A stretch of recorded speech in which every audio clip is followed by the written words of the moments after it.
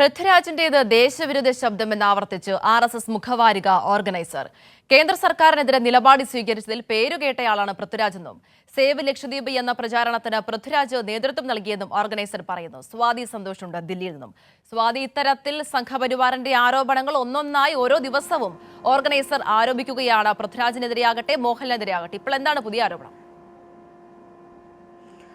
അതിന് എമ്പുരാൻ സിനിമയുമായി ബന്ധപ്പെട്ട അതിന്റെ നിർമ്മാതാക്കൾ, അതിന്റെ അണിയറ പ്രവർത്തകർ ഉൾപ്പെടെ നിരവധി പേർ വർഗീയ പ്രചാരണങ്ങൾക്കൊക്കെ ഇരയാകുന്ന സാഹചര്യമുണ്ട്. സൈബർ ഇടത്തിൽ വലിയ തരത്തിലുള്ള ആക്രമണം നേരിടുന്ന സാഹചര്യത്തിൽ 17 ഭാഗങ്ങൾ റീസെൻസറിംഗ് ഉൾപ്പെടെയുള്ള നടപടികളിലേക്ക് പോകുന്ന സാഹചര്യത്തിൽ വീണ്ടും ഓർഗനൈസർ പൃഥ്വിരാജിനെതിരെ, സംവിധായകനും അതിലെ നടനുമായിട്ടുള്ള പൃഥ്വിരാജിനെതിരെ വീണ്ടും രംഗത്ത് വന്നിരിക്കുകയാണ്. നേരത്തെ തന്നെ ഓർഗനൈസർ ഇതുമായി ബന്ധപ്പെട്ട ഒരു മുഖപത്രം ഇറക്കിയിരുന്നു.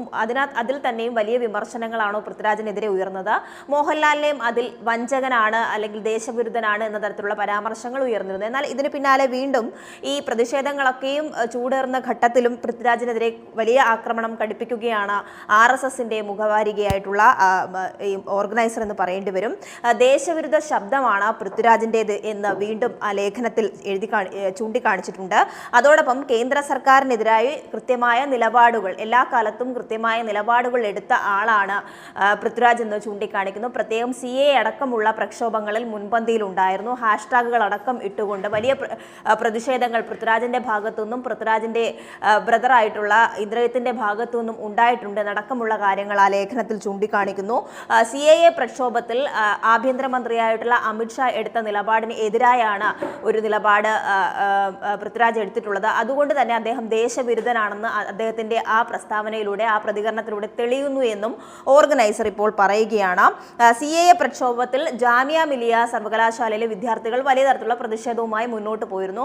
ആ സമയത്ത് ജാമിയ മിലിയയിലെ വിദ്യാർത്ഥികളെ പിന്തുണയ്ക്കുന്ന നിലപാടാണ് പൃഥ്വിരാജ് സ്വീകരിച്ചത്. CAA പ്രതിഷേധത്തിലൂടെ രാജ്യത്തെ തെറ്റിദ്ധരിപ്പിക്കാനുള്ള ശ്രമങ്ങൾ പൃഥ്വിരാജിന്റെ ഭാഗത്തു നിന്നും ഉണ്ടായി. അതുകൊണ്ട് തന്നെ ഇത് അദ്ദേഹത്തിന്റെ ദേശവിരുദ്ധതയെ ചൂണ്ടിക്കാണിക്കുന്നതാണ് എന്നതടക്കമുള്ള വലിയ ഗുരുതരമായ പരാമർശങ്ങളാണ് ഇപ്പോൾ ഈ ഓർഗനൈസറിൽ വന്നിട്ടുള്ളത്. എന്തായാലും കഴിഞ്ഞ ദിവസങ്ങളിലും ഇത് സംബന്ധിച്ച വലിയ പ്രതിഷേധങ്ങളൊക്കെ തന്നെ ഉണ്ടാകുന്നു. അതോടൊപ്പം ചൂണ്ടിക്കാണിക്കുന്നത് ഈ എമ്പുരാൻ സിനിമയുമായി ബന്ധപ്പെട്ട് മോഹൻലാൽ ക്ഷമാപണം നടത്താൻ തയ്യാറായിട്ടുണ്ട്.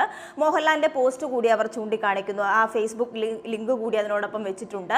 എന്നാൽ പൃഥ്വിരാജ് ഇതിനൊന്നും തയ്യാറായിട്ടില്ല. ഇതിൽ നിന്നും തെളിയിക്കുന്നത് ഇദ്ദേഹം ദേശവിരുദ്ധനാണ് എന്ന തരത്തിലുള്ള വ്യക്തമാണ്. സ്വാതി സൂചിപ്പിച്ചതുപോലെ തന്നെ പൃഥ്വിരാജിന്റേത് ദേശവിരുദ്ധ ശബ്ദമെന്ന് ആവർത്തിക്കുകയാണ് RSS മുഖവാരികയായിട്ടുള്ള ഓർഗനൈസർ. സ്വാതി സന്തോഷാണ് ദില്ലിയിൽ നിന്ന് വിവരങ്ങൾ നൽകിയത്.